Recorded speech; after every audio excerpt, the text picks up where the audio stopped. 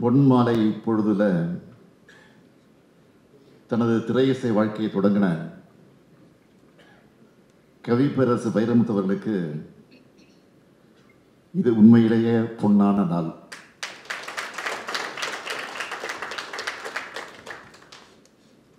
தமிழின் புகழை உலகமெல்லாம் கொண்டு சேர்த்த கவிப்பேரரசை பாராட்ட உலகத்தின் பல்வேறு அறிஞர் பெருமக்கள் வந்திருப்பது உள்ளபடியே பாராட்டுக்குரியது, மிகப்பெரிய பெருமையாக அமைந்திருக்கிறது. பல்வேறு நாடுகள், இந்திய மாநிலங்கள், தமிழ்நாடுன்னு பறந்து விரிந்து எல்லை சார்ந்த பல்கலைக்கழகங்களிலிருந்து 22 அறிஞர் பெருமக்கள் கலந்துக்கிட்டு கட்டுரையை வாசிச்சிருக்காங்க. இது கவிப்பேரரசுக்கு பெருமை சேர்க்கக்கூடிய விழா மட்டுமல்ல, தமிழுக்கும் தமிழ் கவிதைக்கும் இலக்கியத்திற்கும் பெருமை சேர்க்கக்கூடிய விழாவாக அமைந்திருக்கிறது. மொத்தத்தில் வைரமுத்துவை பாராட்ட உலகமே வந்திருக்கிற உலகளாவிய இலக்கிய விழா இந்த விழா. இப்படி ஒரு இலக்கிய திருவிழாவில் பங்கெடுப்பதில் நான் பெருமைப்படுகிறேன், மகிழ்ச்சி அடைகிறேன். பொதுவாக தலைவர் கலைஞர் அவர்கள் தான் நடுநாயகமாக இருந்து கவிப்பேரரசுடைய விழாக்கள் நடைபெறும். வைரமுத்துவர்கள் எழுதின 17 நூல்களை வெளியிட்ட கைகள் கலைஞருடைய கைகள். இது அவங்க 2 பேருக்கு இருக்கக்கூடிய நட்பினுடைய அடையாளம். முதல்ல 1989ஆம் ஆண்டு எல்லா நதியிலும் என் ஓடம் என்ற புத்தகத்தை தலைவர் கலைஞர் அவர்கள் வைத்து வெளியிட்டார். நம்முடைய வைரமுத்து அவர்கள் தலைவர் கலைஞர் அவர்களை தன்னுடைய ஆசான் என்றும் இலக்கிய தந்தை என்றும் கவிப்பேரரசர் அழைப்பார்கள். ஒரு முறை கவிஞர் தந்த புத்தகத்தில் எழுதியிருக்கிறத தலைவர் கலைஞர் அவர்கள் மேடையிலே வாசித்து காண்பித்தார். என் இலக்கிய தந்தை கலைஞர் அவர்களே, பாண்டி நாட்டில் ஒரு கரட்டு காட்டில் காலம் என்னை ஒரு விதையாய் துப்பியது. சோழ நாட்டு மேகமே, நீங்கள் சொரிந்த மழையில்தான் விதைக்குள் இருந்து விருட்சம் விழுந்தது. இந்த விருட்சம் உங்களை வணங்குகிறது. உங்கள் இதயத்தில் வைத்திருக்கும் உங்கள் இலக்கிய மகன் வைரமுத்துன்னு கையெழுத்து போட்டு கொடுத்திருந்தார் வைரமுத்து. அத்தகைய நமது கவிப்பேரரசு அவர்களோட தமிழாற்று படை நூலையும் மகா கவிதை நூலையும் வெளியிடுகிற வாய்ப்பு எனக்கு கிடைத்தது. நிலம், நீர், தீ, காற்று, வானம் ஆகிய ஐம்பூதங்களையும் யாராலும் அடக்க முடியாது. ஆனால் ஒரு கவிஞனால தமிழ் கவிதைக்குள் அடக்க முடியும்னு மெய்ப்பிக்கிற புத்தகம்தான் இந்த மகா கவிதை நூல்னு அந்த விழாவில் நான் குறிப்பிட்டேன். ஒரு தமிழ் கவி உலக கவியா மாறும் உயரம்தான் அந்த நூல். அது ஆங்கிலத்திலும் மொழிபெயர்க்க வேண்டும்னு அப்போ நான் ஒரு வேண்டுகோள் வச்சேன். அது இன்னைக்கு நிறைவேறியிருக்கிறது. முனைவர் மரமலை லக்குவனார் மொழிபெயர்த்த அந்த நூலை நமது மதிப்பிற்குரிய முன்னாள் ஒன்றிய நிதியமைச்சர் ப. சிதம்பரம் அவர்கள் வெளியிட்டிருக்கிறார். பல்வேறு நாட்டை சார்ந்தவங்க இங்கே வந்து வாழ்த்தினதை பார்க்கும்போது உலக கவியா மகுடம் சூட்டப்பட்டு விட்டார் நம்ம கவியரசு வைரமுத்து அவர்கள்னு சொல்ல தோன்றும். திறமான புலமையெனில் வெளிநாட்டோர் அதை வணக்கம் செய்தல் வேண்டும்னு மகாகவி பாரதியார் பாடினார். கவிப்பேரரசு வைரமுத்து திறமையான புலமையானவர் என்பது அடையாளம்தான் இன்னைக்கு அறிஞர்கள் எல்லாம் ஒன்று சேர்ந்து பாராட்டுவது. பொதுவாக அறிஞர்கள், புலவர்கள் ஒருத்தர் இன்னொருத்தரை பாராட்ட மாட்டாங்க. ஆனால் நம்ம ஜெகதர்ஷகன் யாரையும் வஞ்சனை இல்லாமல் பாராட்டுவார். எல்லோரும் இப்படி இருக்க மாட்டாங்க. அறிஞர்கள், கவிஞர்கள், பேராசிரியர்கள்னு பெருமக்களால் போற்றப்படுகிற கவிஞரா நம்ம வைரமுத்து இருக்கிறார். இதை முன்கூட்டியே உணர்ந்துதான் 1999ஆம் ஆண்டு பெய்யென பெய்யும் மழை கவிதை நூல் வெளியீட்டு விழாவில் அப்போதைய முதலமைச்சர் கலைஞர் அவர்கள் சான்றோர்கள் இருந்த வகையில் வைரமுத்துவுக்கு கவி பேரரசு என்ற பட்டத்தை வழங்கினார். அந்த கவி பேரரசு வைரமுத்து அவர்களுடைய படைப்புகள் குறித்த பன்னாட்டு கருத்தரங்கம் வைரமுத்தியம் என்ற பெயரில் நடத்தப்படுது. வைரமுத்தியம் என்ற நூலை நான் வெளியிட திரு ஜெகதர்ஷன் அவர்கள் அதை பெற்றுக் கொண்டிருக்கிறார்.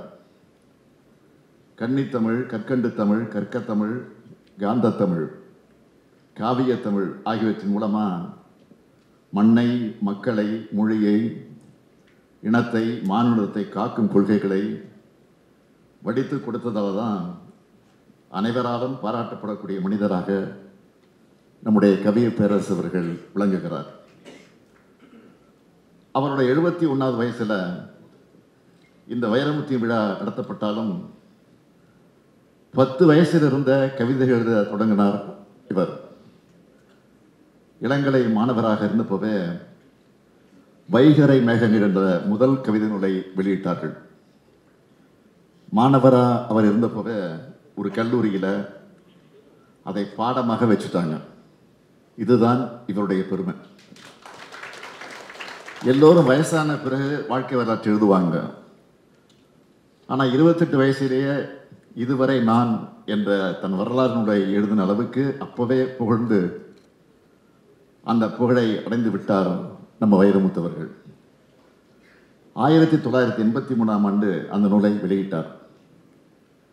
வைரமுத்தவர்கள் கவிப்பேரரசு என்ற நிலைக்கு வளர முடிஞ்சது என்பதற்கான முழு கதையும் அதில் தான் இருக்கு. பிற்காலத்தில் கிடைச்ச வெற்றிக்கும் புகழுக்கும் பின்னால் இருக்கக்கூடிய அனுபவம் தான் இத்தகைய வளர்ச்சிக்கு காரணம் என்பதை நீங்கள் எல்லாம் அறியலாம். என் பாதங்களுக்கு கீழே பூக்கள் இல்லை, மொய்த்து கிடந்தவை முக்களை, எனினும் ரத்தம் துடைத்து நடந்து வந்தேன் என்ற வரலாறு தான் அவரை இந்த அளவுக்கு கவிஞராய், படைப்பாளையாய் ஆக்கியிருக்கு.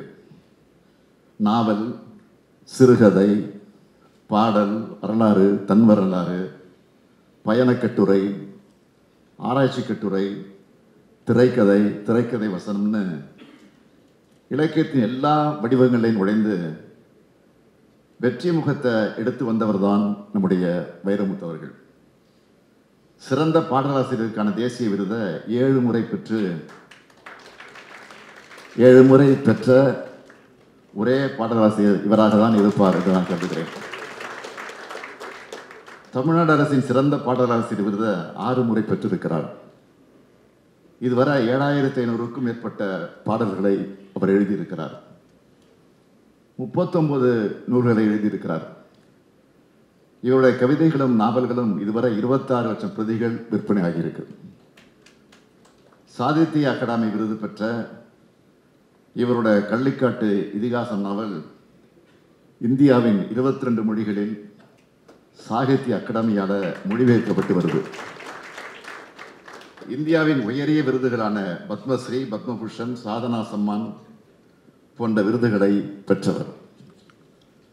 தமிழ்நாட்டின் புகழ்பெற்ற 3 அரசு பல்கலைக்கழகங்களின் கௌரவ டாக்டர் பட்டத்தையும் பெற்றிருக்கிறார். இவருடைய படைப்புகளை ஆராய்ச்சி செஞ்சு 100க்கும் மேற்பட்டவங்க எம்பிஎல் பட்டம் பெற்றிருக்காங்க. 60க்கும் மேற்பட்டோர் முனைவர் பட்டம் பெற்றிருக்காங்க. இதெல்லாம் சாதாரணமாக கிடைச்சதில்லை. அவருடைய தமிழுக்கும், சொல்லுக்கும், திறத்துக்கும், சொல்லுக்குள் இருக்கக்கூடிய கருத்துக்கும் கிடைச்ச மகுடங்கள். இந்த புகழையும் பெருமையையும் 3 தலைமுறைகளாக தக்க வச்சிருக்கிறது தான் பெரும் சாதனை. ஒரு படத்தோட காணாமல் போனவங்க இருக்காங்க. 5 புத்தகங்களோட முடிந்தவர்கள் கதையும் இருக்கு. ஆனால் 50 ஆண்டுகளா இலக்கிய உலகத்தில் இடைவிடாமல் பயணிச்சுட்டு இருக்கிறார் நம்முடைய கவிப்பேரரசு வைரமுத்து அவர்கள். 3 தலைமுறை படைப்பாளிகளோட, 3 தலைமுறை இயக்குநர்களோட, 3 தலைமுறை இசையமைப்பாளர்களோட, 3 தலைமுறை இளைஞர்களோட இயங்கிக்கிட்டு இருக்காரு. இன்னும் பல தலைமுறைகளோடும் அவர் பயணிப்பார். அப்படி ஒரு ஆற்றல் அவருடைய மொழிக்கு உண்டு. ஒவ்வொரு படைப்பையும் ஒவ்வொரு கருத்துக்கு அடிப்படையாக வச்சு படைச்சிருக்கிறார்.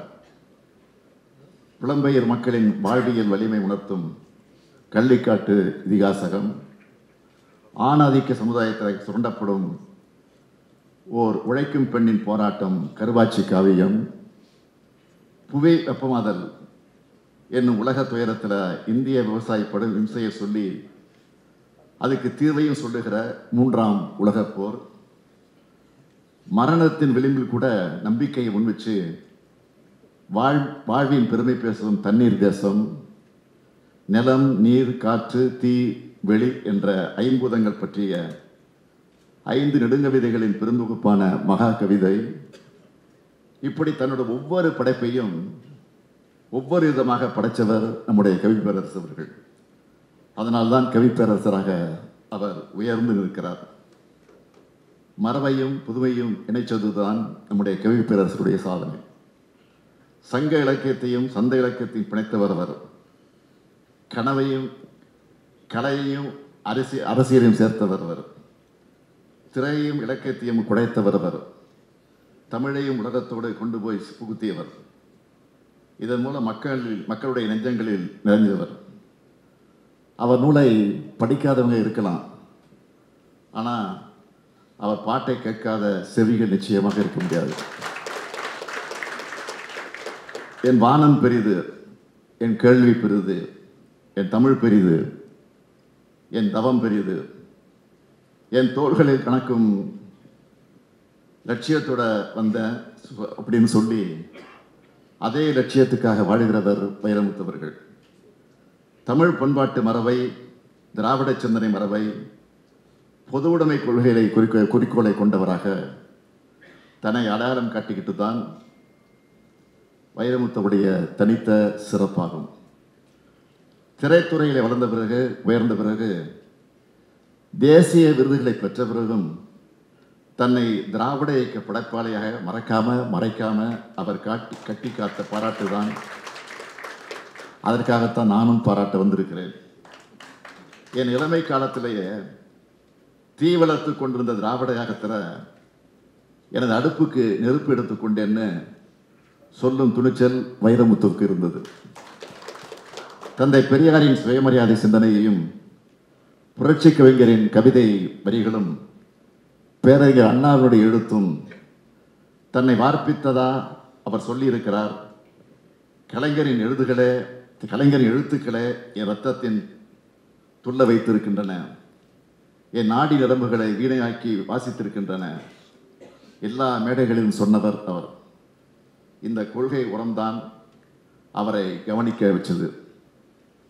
தமிழுக்கு பெருமை சேர்த்ததால தமிழ்நாட்டினுடைய முதலமைச்சர் என்ற அந்த முறையிலும், திராவிட கொள்கைக்கு வலு சேர்த்ததால திராவிட முன்னேற்ற கழகத்தின் தலைவர் என்ற முறையிலும், தலைவர் கலைஞரை இலக்கிய ஆசானாக ஏற்றுக்கொண்டதால் அவரின் மகன் என்ற அந்த பாச உணர்விலும், நான் விரும்பி கேட்கும் பல பாடல்களை தந்தவர் என்பதால் ஒரு ரசிகன் என்ற அந்த மகிழ்ச்சியிலும் கவிப்பேரரசு அவர்களை வாழ்த்துகிறேன், பாராட்டுகிறேன்.